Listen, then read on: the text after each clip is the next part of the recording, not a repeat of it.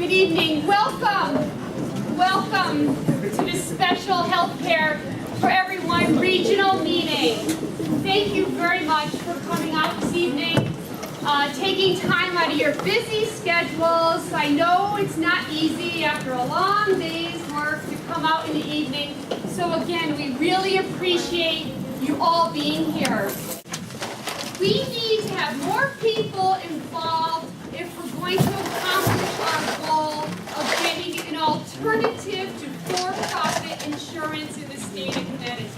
I remember where I was today when the decision got handed down by the ACA. I was with a patient, which is what it's all about, right? That's what the Affordable Care Act, that's what we do is all about. It's about the patients, it's not about politics. It's not about getting people elected. It's about all the single stories that make up healthcare. So as people get insurance, people like one of my patients, who I'll call Jonathan, who worked, he owned his own business. He was making ends meet for him, his wife, and his 2 kids. He was making ends meet, not making a lot of money. He couldn't afford insurance. There's no such thing as an exchange 4 years ago. And he didn't get his routine screening colonoscopy at the age of 50, or 51, or 52, or 53. So one night when he was 53, after not having gone to the bathroom for 5 days, he developed intense abdominal pain. He ended up in the emergency room.